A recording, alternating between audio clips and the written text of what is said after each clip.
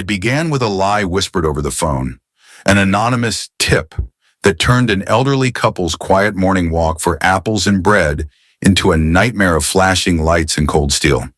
But this was no simple mistake by two officers. It was a desperate act by a corrupt system to silence the two witnesses who held the key to dismantling their entire criminal enterprise. These weren't just cops, they were gatekeepers for a darkness hiding behind the badge, and they had just targeted the wrong family. What they didn't know was that a single cell phone camera was about to ignite a firestorm that would expose their rot to the world and bring an entire city to its knees. This story unfolded in Savannah, but the questions it raises are universal. It makes you think, how safe do you truly feel in your own community? And have you ever witnessed a moment where the power meant to protect was used to harm? Share your perspective in the comments. And if you believe these truths must be brought to light, help us tell the stories that need to be heard by liking, sharing, and subscribing for more. The day was born softly in Savannah, as it often did. A pale watercolor wash of gold and rose spilled over the rooftops, chasing the last of the humid night from the cobblestones. The air, thick with the scent of salt from the nearby harbor and the sweet, earthy smell of damp gardenia, held a quiet promise. It was the kind of morning that felt ancient and new at the same time, a morning that belonged wholly to the rhythm of the city. From the weathered blue door of a modest townhouse, Samuel and Grace Jackson emerged, stepping into the gentle light. He was 79, his back still straight, his posture a quiet defiance against the years. She was 76, her hand resting on his arm with a lightness that was less about support and more about connection. They carried two empty canvas bags, their movements synchronized in the unhurried cadence of a lifetime spent together. For nearly 50 years, they had learned to move as one, their steps falling into a silent, shared rhythm that no longer required thought. Their walk to the Forsyth Park Farmers Market was a ritual, a weekly pilgrimage carved into the heart of their routine. The path was as familiar as the lines on their own hands, 3 blocks of cracked pavement, where the patient, powerful roots of ancient oaks had buckled the sidewalk into a gentle terrain of its own. Spanish moss, like the soft gray beards of sleeping giants, swayed from the branches overhead, filtering the strengthening sunlight into a dappled, shifting pattern on the ground below. As they walked, Samuel's eyes drifted to a new addition on a familiar lamppost. A freshly installed community watch sign gleamed in the morning light. The graphic was stark and aggressive, an unblinking, stylized eye staring out from a severe black circle. It was meant to suggest safety, unity, but to a man who had seen the many ways words could be twisted, it felt less like an invitation to look out for one another and more like a license to stare, to judge. It was a warning disguised as a welcome. Grace, her attention always on the smaller, more immediate details of their world, gestured with her chin towards a sleek, dark sedan parked halfway down the block, nestled awkwardly between two familiar, aging cars. "That car's been there since Tuesday," she said, her voice soft but clear. "Doesn't belong to anyone on this street." Samuel followed her gaze, his expression unchanging, a calm mask honed over decades. The car was anonymous, its windows darkly tinted, revealing nothing. "People visit. Grace," the old man replied, his tone even. "World keeps turning." "Some visitors stay too long," she murmured, her words nearly lost in the sound of a distant gull's cry. "They forget the way home." The brief exchange dissolved back into the comfortable silence of their walk. They passed Mr. Henderson's house, where the old man was already out tending to his prize-winning roses, offering them a silent wave of his shears. A boy on a bicycle, his backpack slung over his shoulders, called out a cheerful, "Morning, Mr. and Mrs. Jackson." As he sped past, they received a warm, familiar nod from the postal worker starting her route. Each small interaction was a stitch in the fabric of their life, a quiet affirmation of their place in this corner of the world. The morning was calm, a symphony of the ordinary. Everything about their walk spoke of a deeply ingrained routine, of a tranquil existence carved out against the backdrop of a city that had seen its share of storms, but always, eventually, found its peace again. The atmosphere was one of quiet dignity, a life built on the simple, sturdy foundations of love and resilience. The quiet rhythm of their steps carried them past the last familiar house on their block. As they turned the corner onto Willow Street, the shade of the ancient oaks gave way to the unfiltered glare of the mid-morning sun. The air here felt different, more open, the sounds sharper. The gentle hum of their neighborhood was replaced by the low, steady breathing of city traffic a few blocks away. It was a subtle shift, the kind one only notices after a lifetime of paying attention. A barely perceptible change in the key of the morning song. And it was in that new, harsher light that Grace saw it. Her fingers tightened almost imperceptibly on her husband's arm, a silent signal that had served them for half a century.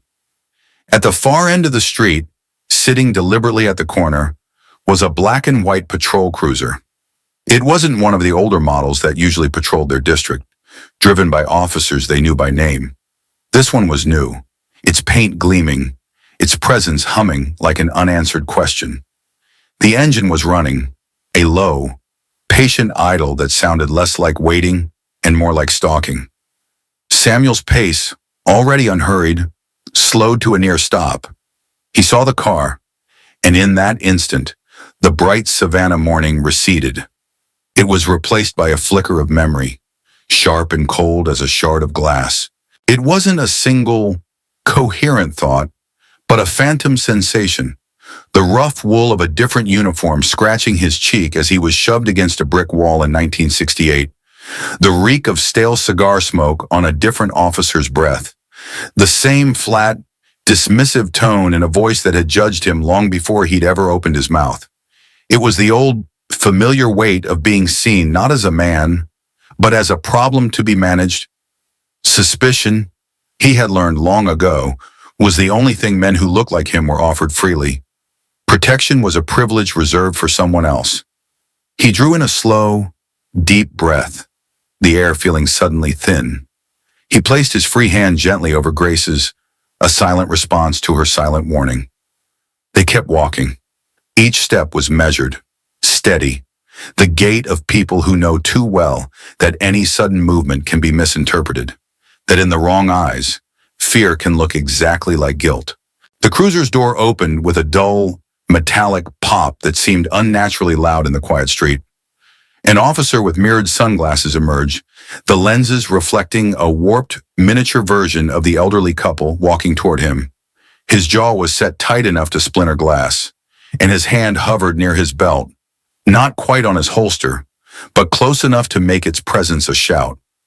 The older officer, Robert Timmons, moved with a rigid certainty, his boots landing on the cracked pavement with an authority that claimed the ground as his personal property. He kept his chin tucked, a subtle posture of dominance that forced the Jacksons to look slightly down at him. From the passenger side, the younger one, Daniel Larod, got out more hesitantly. The young deputy couldn't seem to stay still.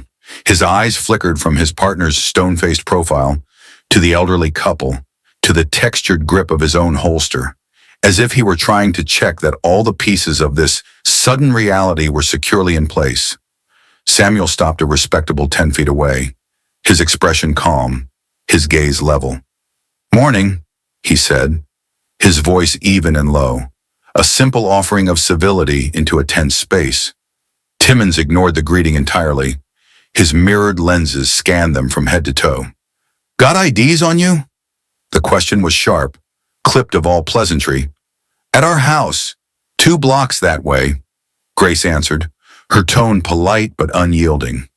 She would not be made to feel like a trespasser on her own street.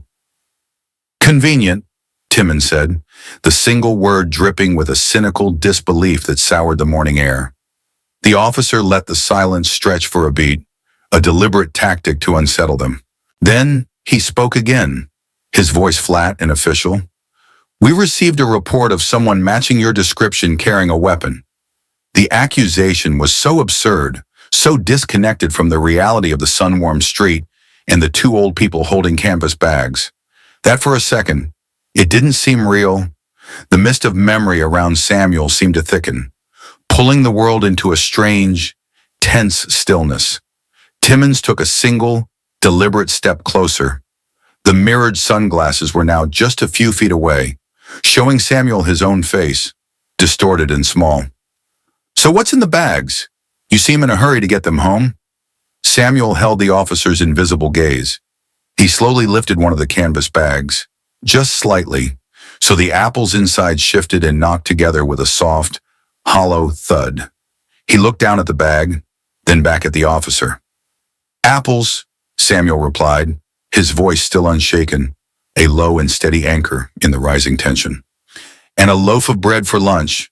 Is that against city ordinance now?" At the edge of the scene, Daniel Rod shifted his weight, the leather of his belt creaking. A flicker of discomfort crossed the young man's face. Officer Timmons's jaw tightened visibly, a muscle twitching beneath his skin. The old man's calm dignity was a quiet challenge, and it had found its mark. "Just answer the questions, old man." The thin veil of professional conduct was gone, replaced by the raw edge of asserted power. Timmons's voice dropped, losing its questioning tone and taking on the hard, flat finality of a verdict already rendered. "Put the bags down. Step back. Hands where I can see them." The words settled into the hot and still air, sharp and heavy as stones. For a single, suspended moment, nothing moved. The sun beat down on the pavement. The cruiser's engine continued its low, indifferent hum, and the world seemed to hold its breath. In that sliver of silence, Samuel's eyes met Grace's. It was a look that spanned 50 years, a shared glance that carried the weight of 1,000 other moments, a silent exchange of strength and sorrow. There was no need for words. He gave a nearly imperceptible nod, a signal that the time for reason had passed. With a lifetime's practice in bowing to the inevitable, Samuel moved. His actions were not the quick, jerky motions of a guilty man, but the slow, deliberate movements of someone preserving his own dignity in the face of its theft. His knees protested with a dull, familiar ache as he bent, a physical echo of the weariness that settled deep in his soul. He placed the canvas bags carefully on the cracked sidewalk, setting them down with the same care he would use to place a sleeping grandchild in its crib. The apples settled with a soft rustle. The loaf of bread rested against the worn canvas, a small, ordinary island of a life about to be submerged. The officers saw only compliance, and they moved in to close the distance. Their speed was a violent contrast to Samuel's measured grace. The cuffs came out, gleaming in the harsh sunlight. Officer Timmons took Samuel's arm in a practiced, impersonal grip that was surprisingly strong. There was no anger in the touch, but something far worse, a complete and utter detachment. It was the grip of a man handling an object, not a person. The cold steel was a shock against Samuel's sun-warmed skin. His wrists were pulled back with an efficient, twisting motion that sent a sharp pain through his shoulder. The first cuff clicked shut, the sound unnaturally loud and final. As Deputy Larod moved to do the same to Grace, she cried out. It was not a scream of fear or a plea for mercy. It was a sharp, wounded gasp of pure outrage, the sound of a fundamental law of decency being broken. "He has done nothing." The sound, so full of righteous disbelief, made Daniel Larod hesitate. For a single, critical second, his practiced motions faltered. His eyes, no longer flickering, met Grace's directly. In that brief moment, there was no uniform between them, no badge, no script. There was only a young man seeing the raw, unvarnished shock on an old woman's face, and in the depths of his gaze, profound doubt began to surface. He saw her not as a suspect, but as his own grandmother, his own neighbor. But doubt is a fragile thing. The heavy presence of his senior partner, the weight of the uniform on his shoulders, the script that was already in motion, it was all too much. The hesitation passed. The second cuff clicked shut around Grace's delicate wrist. The sound of the cuffs, that sharp and definitive noise, was the signal that broke the neighborhood's spell of silence. On porches and behind window screens, faces began to appear. They were pale, uncertain, caught between the instinct to help and the deep-seated fear of the uniform. A few phones were raised, their small, dark lenses beginning to record the scene. A modern form of bearing witness born of helplessness. From the corner of his eye, Samuel saw his neighbor, Mr. Gable, open his front door, take one look, and then slowly, deliberately, close it again. Timmons and Larod guided the couple toward the cruiser. There was a perfunctory pressure on their backs, an unnecessary force that bent them into the cramped, plastic confines of the back seat. As Grace was maneuvered inside, her gaze swept across the street one last time. From this new, low angle, the world looked distorted and hostile. She saw Mrs. Gable, a woman with whom she'd shared coffee and condolences for 30 years, peeking from the edge of her living room blinds. Their eyes met for a fraction of a second before the blinds snapped shut. The click was invisible from across the street, but Grace felt it like a closing door in her own chest. A small, quiet act of abandonment that hurt more than the cold steel on her wrists. The officers placed them in the car and slammed the doors, leaving their groceries sitting forlornly on the sidewalk. A single red apple, dislodged by the careful placement of the bags, began a slow, wobbly roll across the uneven pavement, coming to a stop just inches from the gutter. It was a fragile casualty of a war that had just been declared. The interior of the car was stifling, thick with the smell of stale coffee and a sharp, chemical air freshener that failed to mask the faint, lingering scent of human sweat and fear. It was the smell of impersonal authority, a sterile environment designed to strip away the color and complexity of human lives. The heavy door shut, and the world outside was reduced to a muted, distorted hum. The sharp edges of the morning, the neighbors' faces, the swaying Spanish moss. It was all gone, replaced by the suffocating intimacy of the back seat. Grace's breath, which she hadn't realized she was holding, escaped in a quiet, ragged tremor. In the sudden, profound silence, she turned to Samuel. "They didn't even look at the bread," she whispered, her voice a thread of disbelief. It was the only thing she could think to say, a testament to the sheer, mind-numbing absurdity of it all. Samuel did not turn to look at her. His eyes, calm and weary, were fixed on the thick metal grate that separated them from the two men in the front seat. His reply was low, heavy with the weight of a truth he had carried his entire life. They weren't looking for bread, Grace, and then they were silent. It was not the silence of surrender or defeat. It was a shared, familiar space they had learned to inhabit decades ago. During marches in Jackson and sit-ins in Meridian, it was the silence of survival, a conscious retreat into the fortified depths of their own spirits. In that silence, they gathered their strength, piece by painful piece. In that silence, they prepared for whatever came next, together, as they had always done. The ride was short and silent. They were taken not through the public entrance of the precinct, but through a sterile, concrete bay in the rear, away from curious eyes. The world became a series of impersonal spaces, a short hallway that smelled of bleach, a processing room where questions were asked in a monotone voice, and finally, a corridor lined with heavy steel doors. The final sound was the definitive, echoing clang of their cell door sliding shut, a sound of absolute finality that separated them completely from the world they knew. The holding cell was colder than the Charleston morning outside, not because of the temperature, but because of the profound, suffocating stillness. The walls were a dull, institutional beige, a color meant to soothe, but which instead seemed to absorb all human warmth. A single, bare bulb overhead hummed, casting a flat, unforgiving light on the two concrete benches and the scuffed tile floor. Samuel sat with his back pressed straight against the wall, his knees aching from the memory of the pavement. Across from him, Grace sat with her hands folded neatly in her lap, her breathing steady. Even though a cold fire still burned in her chest, they shared the space and the silence, wrapped in an old, familiar disbelief. It was the specific kind of disbelief that settles in the bones of people who have lived long enough to know how easily dignity can be stripped away, even after a lifetime spent doing everything right. Minutes, or perhaps an hour, passed in that silent communion.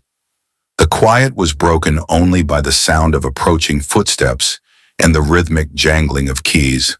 A heavy-set deputy with a weary, disinterested face stopped at their cell. Without a word, he unlocked a small slot in the door and slid 2 styrofoam cups of water onto the floor, the liquid sloshing against the flimsy sides. "Excuse me," Grace said, her voice clear and steady, refusing to be intimidated by the silence. "Could you tell us what the charges are?" The deputy didn't look at them. His gaze remained fixed on the lock in his hand. He offered no reply, only a slight, almost imperceptible shake of his head before turning and walking away. The sound of his keys grew fainter, echoing down the empty corridor until it was gone. The silence he left behind was heavier, more profound than before. It was a silence that confirmed their isolation, their complete irrelevance to the machinery that had swallowed them. Grace watched her husband's face. His jaw was set, his eyes calm but fixed on a crude drawing someone had scratched into the bench opposite him, a jagged, angry face. She knew that look. It was a look of containment, of a spirit retreating inward to a place no one else could touch. She had seen it decades ago, when Samuel came back from his second tour in Vietnam. He had returned bruised, not from battle, but from the welcome he received on streets that promised gratitude but delivered suspicion. She remembered him sitting at their small kitchen table, staring at his own hands, the same hands that had held a rifle for his country, now deemed unworthy to be served a cup of coffee in a diner just miles from his own home. He had been filled with a righteous, roaring fire back then, a fury that threatened to consume him, and she had taken those hands in hers and told him, "You don't have to shout to be heard, Samuel. You just have to outlast the noise." He had taken those words and carried them like a shield ever since. Her memory was cut short by a new sound drifting from the hallway, faint at first, then sharper. A woman's voice, firm and laced with an indignation that cut through the sterile air. "I saw it all. I have it on video. You can't bury this." The words drifted into their cell like smoke, faint but undeniable. Grace's eyes met Samuel's. There was no smile, not yet, but the slightest flicker of something in her gaze. Recognition. For all the years they had spent weathering storms in silence, maybe this time, someone else was speaking for them. Minutes later, the cell door buzzed loudly and swung open. Deputy Daniel Larod, the younger officer, the one whose eyes had faltered on the street, stepped inside. He looked pale, his face drawn and tight with a shame that seemed to sit uncomfortably on his youth. He wouldn't look at them directly, his gaze fixed on the scuffed floor between them. "Mr. and Mrs. Jackson," he began, his voice quiet, almost a mumble. He cleared his throat. There's a video. Someone across the street filmed everything." He finally looked up, his expression a mixture of fear and something close to awe. It's spreading fast. People are asking questions." Rod was twisting the edge of his uniform sleeve, his fingers knotting the fabric. "My cousin in California sent it to me. He didn't even know I was in it. He just wrote, 'Can you believe this stuff still happens?'" Samuel watched the young man's turmoil. He didn't move, didn't react to the news of the video itself. He looked past the surface of Larod's confession and aimed for the heart of the matter. His voice was steady, carrying the weight of a lifetime of such questions. "The question isn't whether it still happens, son. The question is why you let it." The deputy flinched as if struck. His eyes widened, and he finally met Samuel's gaze, holding it for the first time. The professional mask crumbled, revealing the flustered, morally adrift young man beneath. "He's my senior officer," Larod stammered, the words tumbling out as a weak defense. "It's complicated." Before Samuel could reply, Grace's voice cut through the air. It was not loud, but it was as sharp and clear as glass. "No," she said, her voice leaving no room for excuses, no space for complication. "It's not." Deputy Larod stood frozen for a long moment, the two simple words seeming to strip the very air from his lungs. He gave a short, jerky nod, a gesture of defeat, and then backed out of the cell without another word, leaving the door ajar. A few moments later, a different officer appeared, a stern-faced sergeant with graying temples, who unlocked their cuffs with practiced indifference and gestured for them to follow. The short walk down the corridor felt like surfacing from the deep, quiet pressure of the ocean into a raging storm. As they moved away from the holding area, the sterile silence was gradually replaced by a rising tide of noise. Hushed, urgent voices echoed from offices, and the incessant, frantic ringing of telephones became a relentless chorus. The atmosphere in the main station was no longer one of controlled authority, but of a barely contained crisis. Deputies hurried past, their faces tight with stress, avoiding the eyes of the two elderly people being escorted through their midst. The air crackled with an energy that was entirely new, the electric hum of a narrative that had spun wildly out of its author's control. The sergeant led them across the main lobby, and it was there, through the large glass front doors, that they saw the reason for the chaos. A small but determined group had gathered on the public sidewalk across the street. It wasn't a mob, it was a vigil. Samuel recognized faces from their church, neighbors from down the block, and a few strangers who simply stood in solidarity. They held handmade signs, the letters drawn with a quick, uneven urgency. One read, "We know them." Another, simply, "Do you?" There was no shouting, no chanting. There was only their quiet, unmoving presence, a silent testament that was somehow louder and more damning than any roar. For the first time since the cruiser door had closed, a wave of profound warmth washed over Grace, a silent thank you to the faces in the crowd who had refused to look away. They were ushered into the sheriff's office, the heavy wooden door closing behind them, muffling the cacophony to a dull thrum. The room was a stark contrast to the chaos outside, a sanctuary of polished wood, leather-bound books, and framed accolades. Behind a large, imposing desk sat Sheriff Marcus, a broad-shouldered man in a starched shirt, his brow furrowed deeper than usual. As he gestured for them to sit, Grace's eyes were drawn to a large photograph on the wall behind him. It showed a smiling Sheriff Marcus at a community picnic, his arms around a group of beaming black children, a perfect portrait of civic harmony. The smiling, benevolent man in the picture seemed like a complete stranger to the tense, irritated man who now stared at them, a man whose officers had just treated them with less dignity than a common criminal.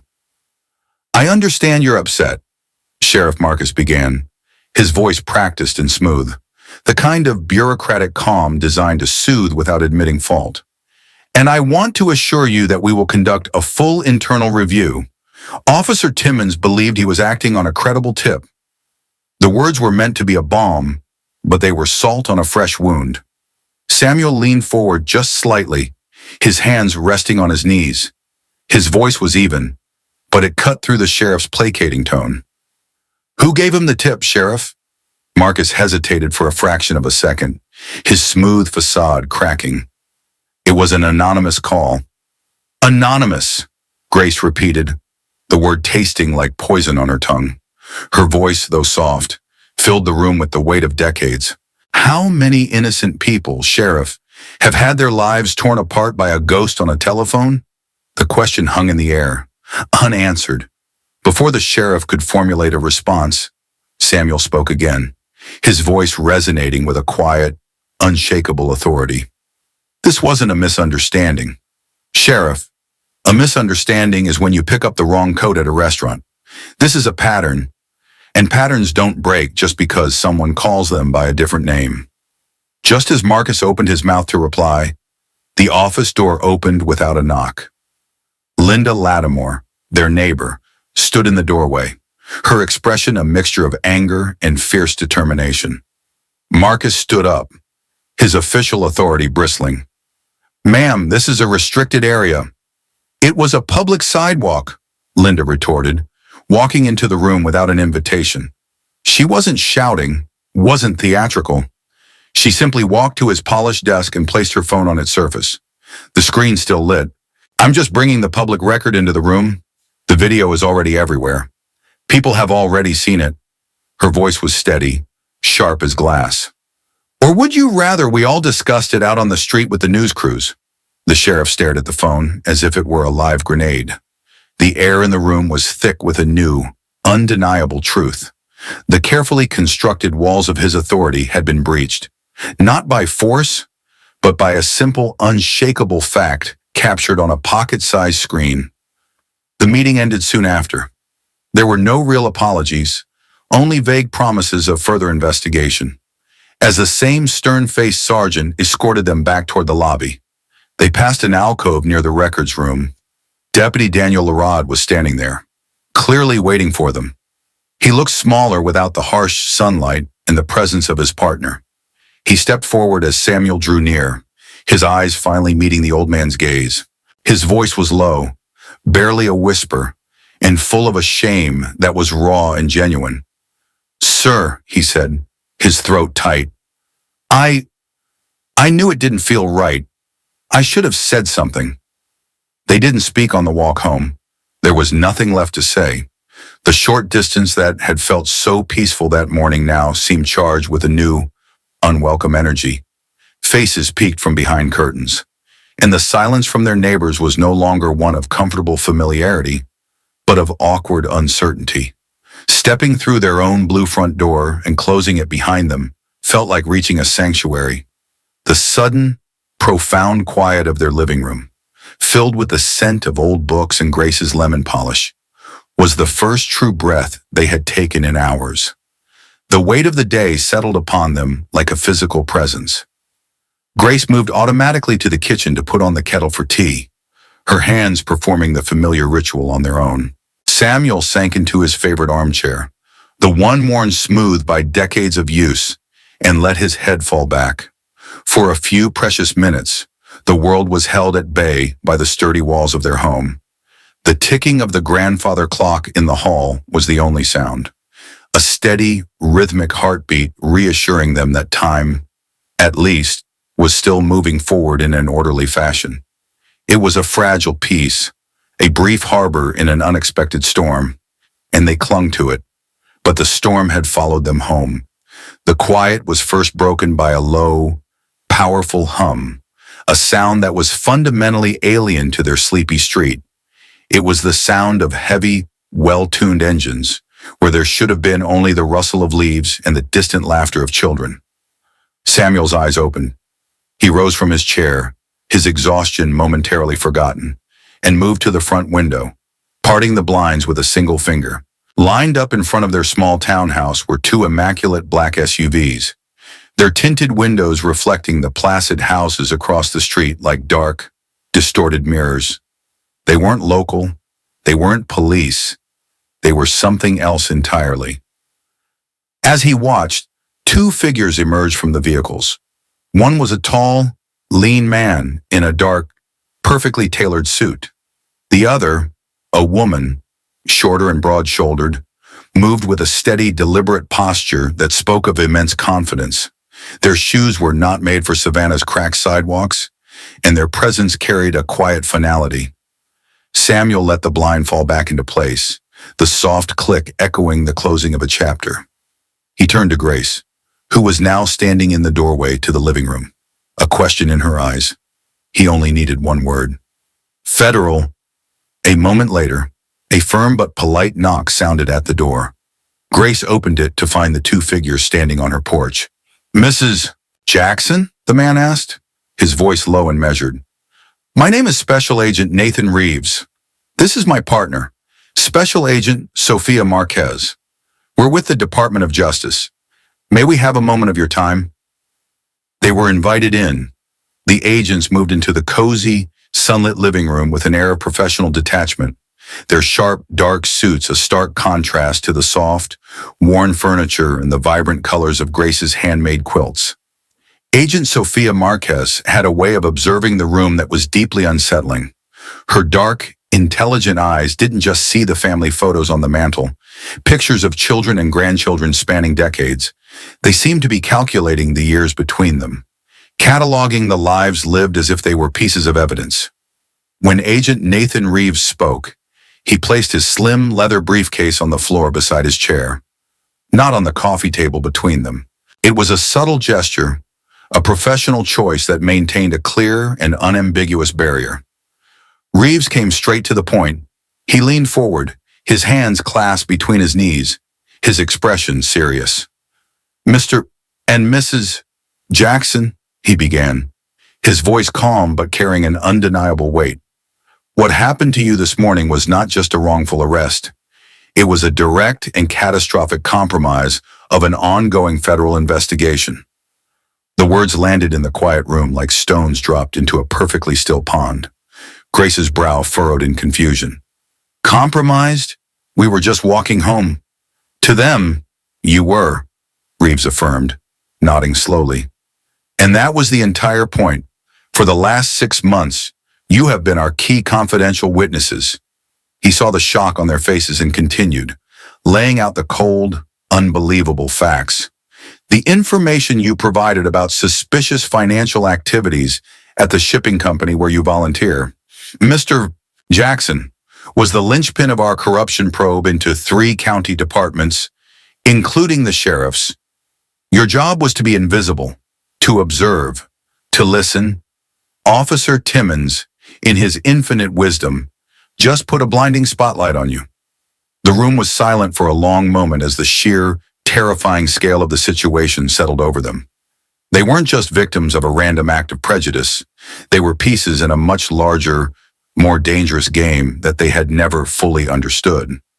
Samuel leaned forward, his calm demeanor finally cracking to reveal the sharp, angry edge beneath. He stared directly at Reeves. "So what were we to you? Bait?" Before the senior agent could formulate a diplomatic response, Agent Marquez answered, her voice steady and clear, cutting through the emotional turmoil. "You were citizens who saw something wrong and agreed to help. Mr. Jackson, you were observers. Officer Timmons is the one who saw 2 black people and assumed something was wrong. He made you targets. The investigation was never about you." She paused, letting her next words sink in. "But his actions, and the video of those actions, have just made you the most important part of it." Reeves nodded, taking the lead once more. "The video changes everything. What was once a quiet, methodical investigation has just been blown wide open. The footage of your arrest is no longer just evidence of a civil rights violation. It's a political firestorm. It gives us leverage we never had, but it also exposes you to dangers we can no longer control." He looked from Samuel to Grace, his gaze unwavering. "Which is why we are here. The viral video has forced a choice, not just for us, but for you.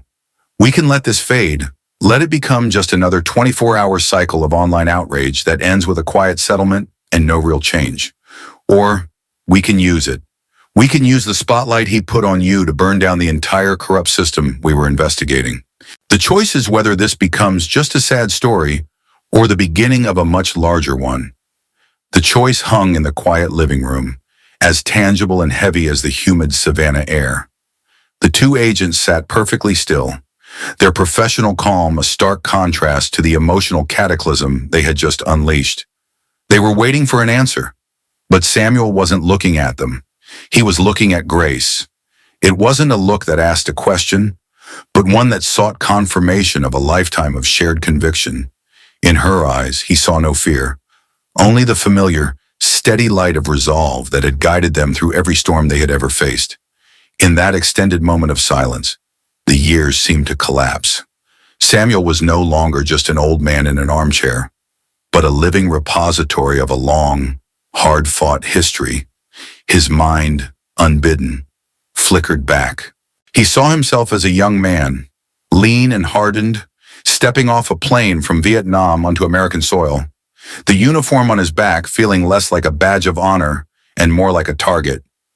He felt the sting of spit on his cheek in an airport terminal, the cold dismissal in the eyes of men who had never heard a shot fired in anger. The injustice of it had been a bitter pill, to fight for a country that seemed determined to refuse him a seat at its table. The memory shifted, the humid air of the living room replaced by the sweltering, oppressive heat of a Jackson, Mississippi summer in the thick of the civil rights struggle. He was marching, his shirt soaked through with sweat, his throat raw from singing. He could feel the phantom grip of Grace's hand in his, a small, fierce anchor in a sea of angry, contorted faces that screamed at them from the sidewalks. He could hear the phantom sound of dogs barking, the chilling sound of pure, untempered hatred. He remembered the fear, but more than that, he remembered the feeling of purpose, the profound, unshakable belief that to stand still in the face of such a wrong was a kind of death. They had faced down men with batons and dogs then. What were these men, with their polished shoes and veiled threats, compared to that? The flood of memories receded, leaving a bedrock of clarity in its wake. Samuel drew a long, slow breath, bringing himself back to the quiet of his living room. He turned his gaze from his wife to the two agents who sat waiting, their patience a weapon in itself. His voice, when he finally spoke, was deep and deliberate, stripped of all emotion. It was the voice of a man surveying a battlefield. "What happens," he asked, "if we push? Not just dip our toes in, but push this all the way. What does it look like?" Agent Reeves met his gaze without flinching, his expression unchanging. He had clearly anticipated the question. "It gets dangerous, Mr. Jackson," he said simply, his voice devoid of any sugarcoating. "The people we're investigating are powerful. They have deep roots in this community. They won't go down without a fight, and that fight will be personal." He paused, letting the weight of his words settle. "They'll dig into your life, every corner of it. They'll go through your military service, your entire past, looking for anything they can use to smear you with.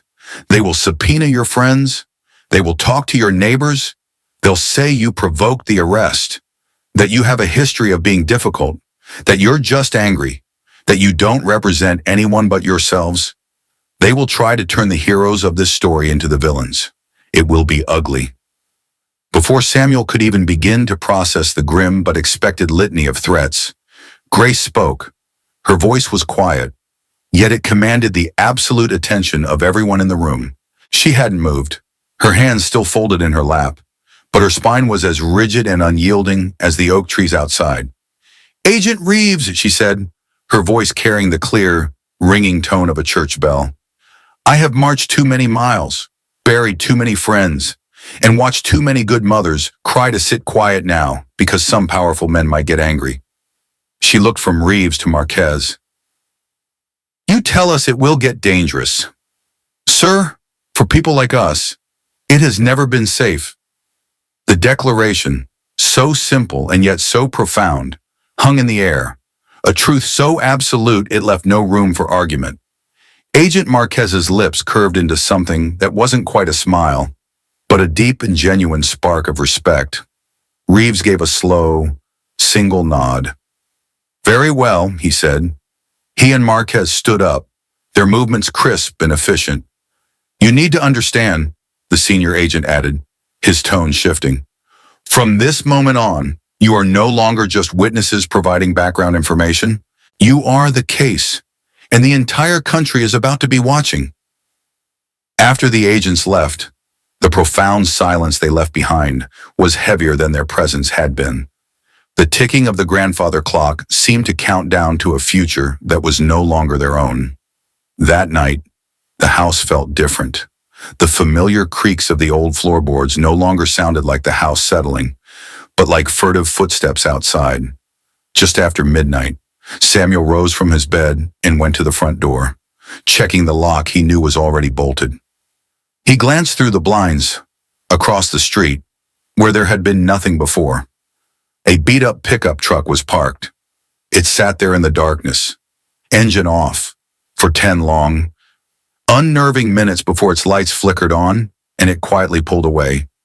It was a small thing, a silent message.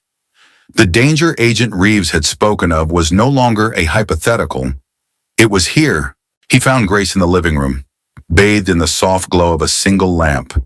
She was standing in front of the mantel, her fingers gently tracing the outline of a framed photograph, a picture of a much younger Samuel, proud and impossibly young in his crisp military uniform. "They'll talk about your service record," she said quietly, her voice barely a whisper, not looking at him.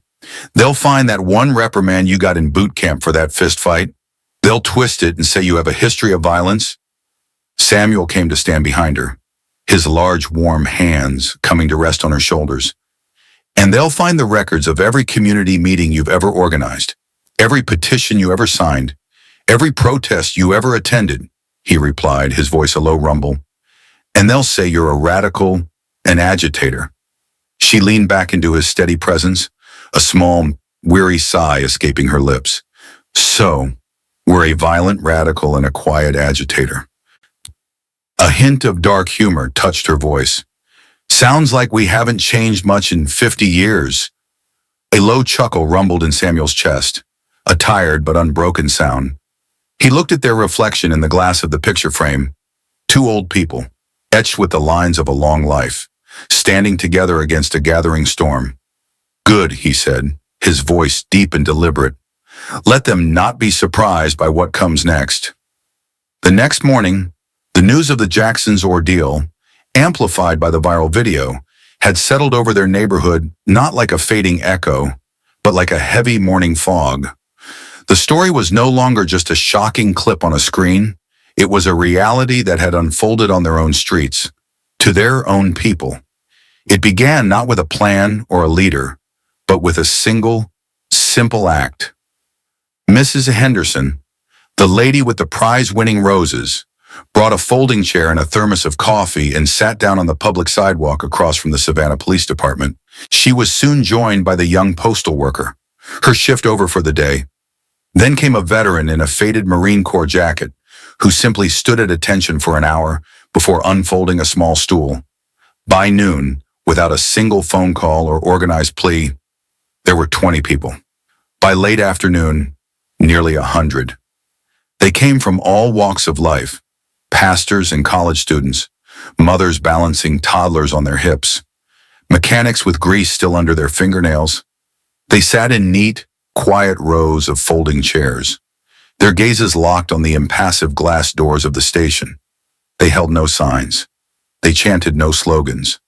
Their stillness was their message, and in the bustling heart of the city, that profound, unmoving silence was louder than any march.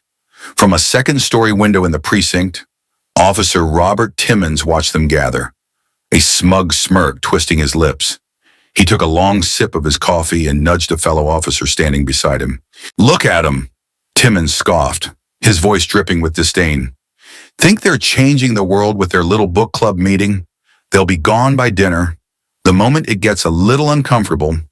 But dinner came and went, and the crowd did not leave.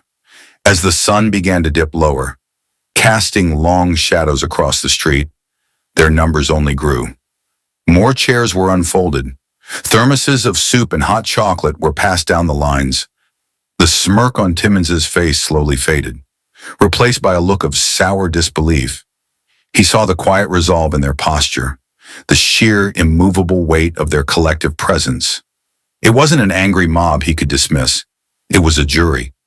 For the first time, a flicker of genuine uncertainty crossed his face. This was not how the story was supposed to go. He backed away from the window, the confident smirk now just a memory.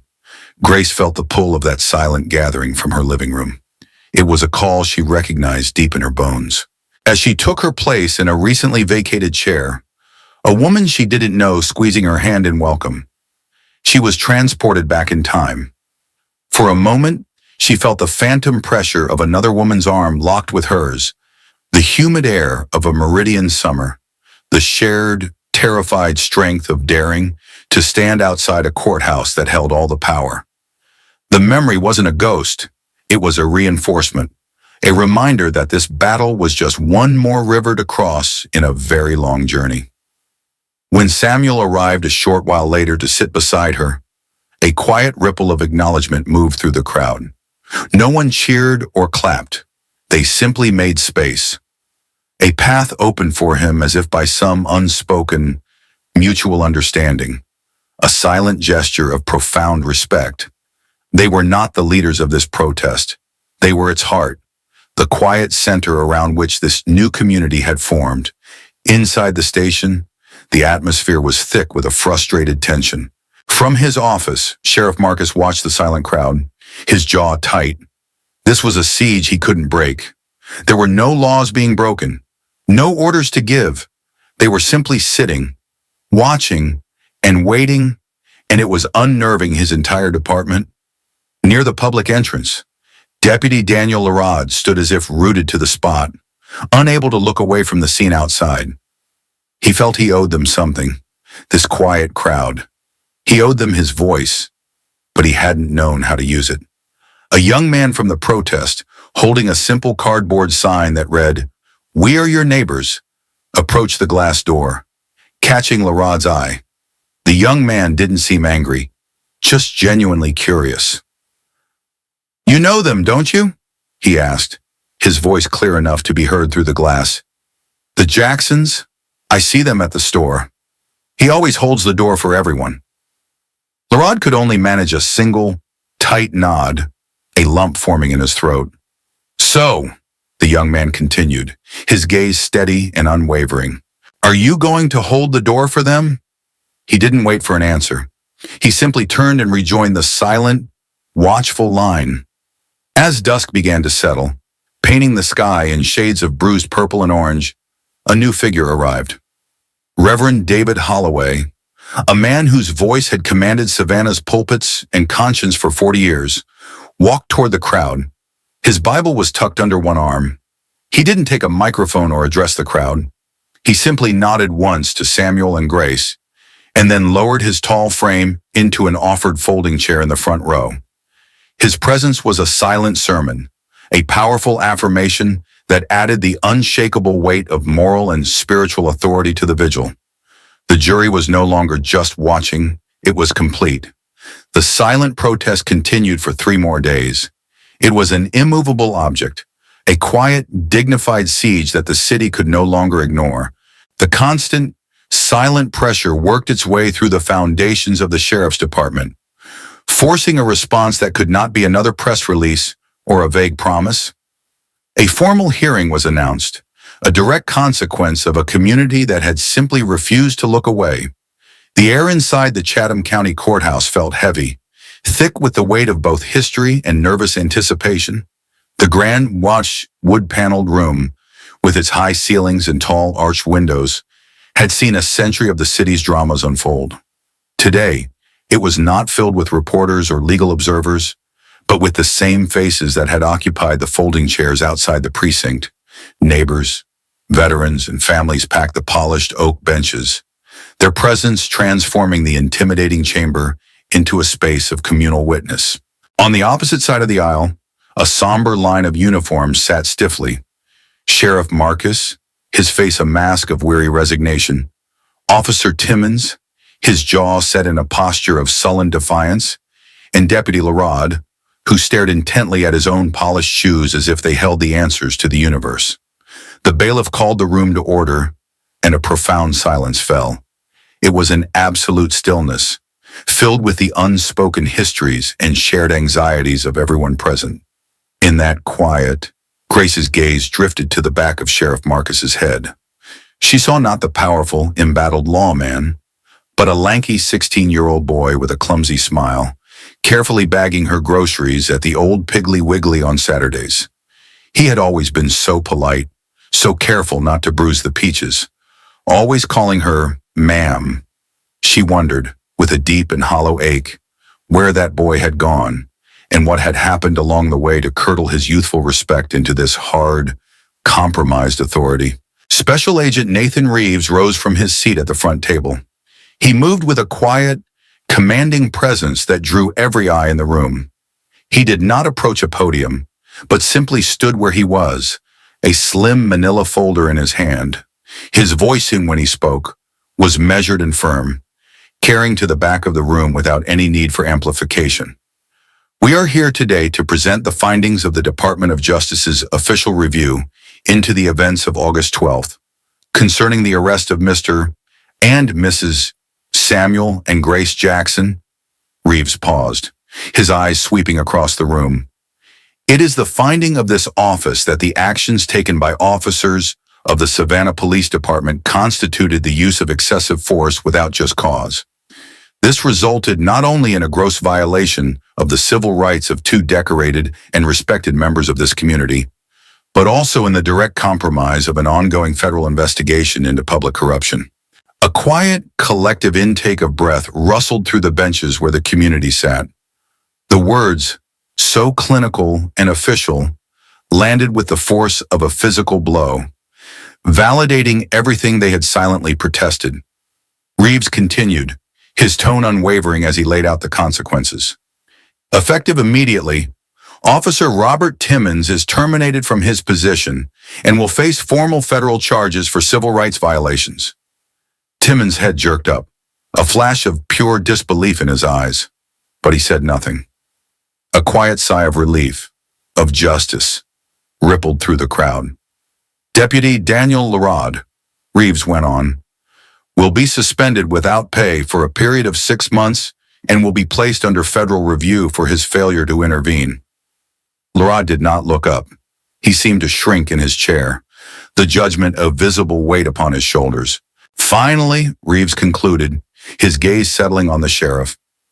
The office of Sheriff Marcus will operate under direct DOJ oversight for a period of no less than 2 years, until which time we are satisfied that its systemic failures in training and procedure have been corrected. The room erupted in a low murmur of shock and affirmation. Before the bailiff could call for order, a sharp voice cut through the noise. Your Honor, we object. A stout, red-faced man, the lawyer for the police union, was on his feet. This is a gross overreach by the federal government based on a doctored, out-of-context video being pushed by anti-police radicals. Agent Reeves didn't even turn around to face him.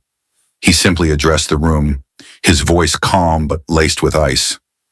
The video has been authenticated by the FBI forensics lab in Quantico. Every second of it.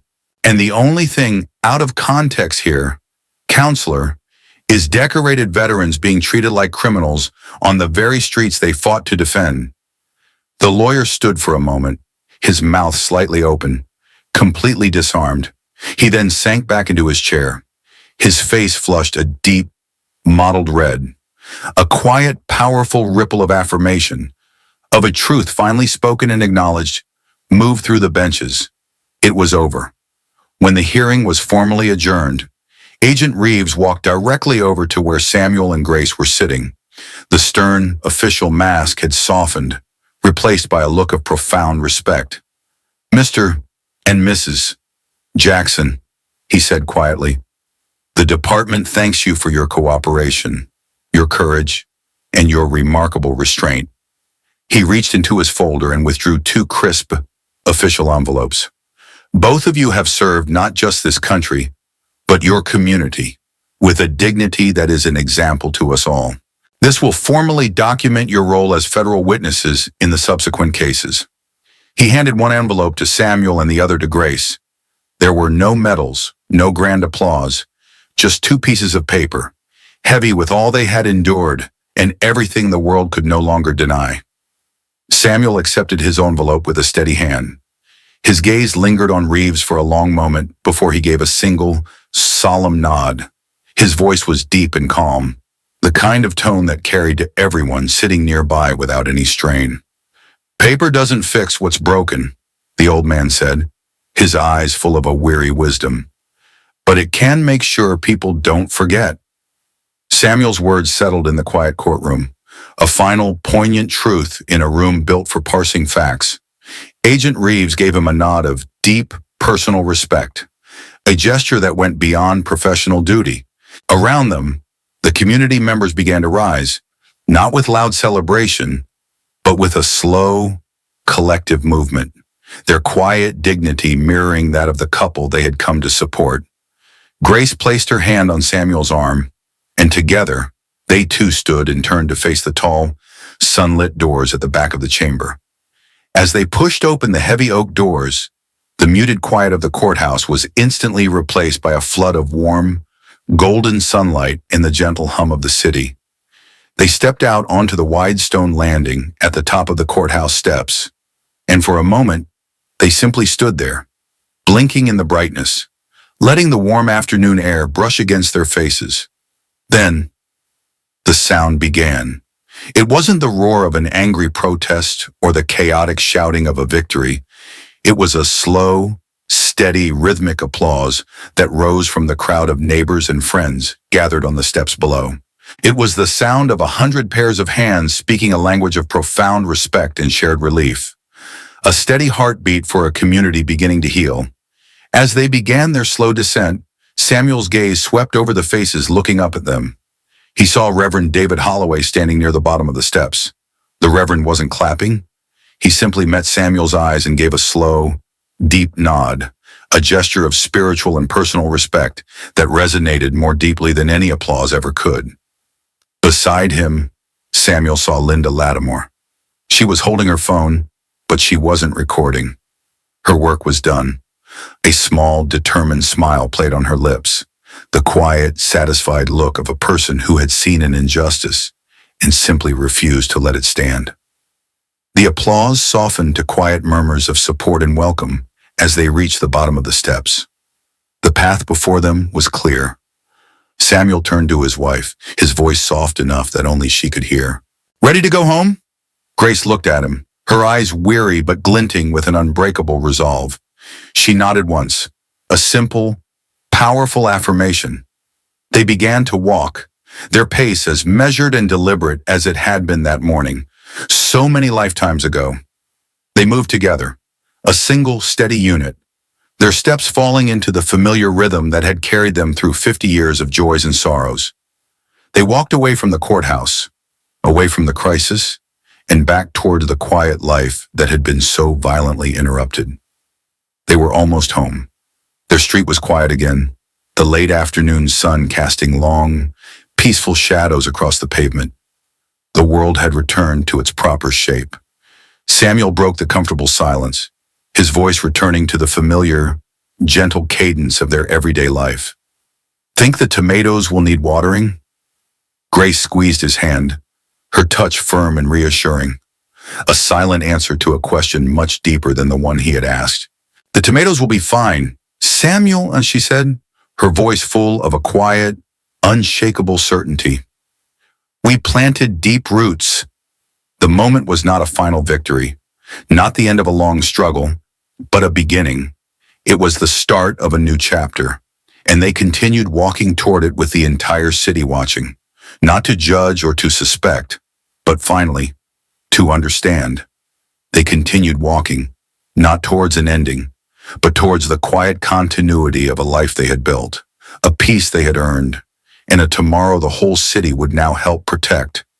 Their story reminds us that true strength isn't measured by the volume of the protest, but by the depth of the conviction, and that the courage of two people can be enough to force a community to finally look in the mirror. Thank you for listening to their journey. If this story resonated with you, help it reach others by sharing it, and subscribe to keep conversations like this alive. We'll see you next time.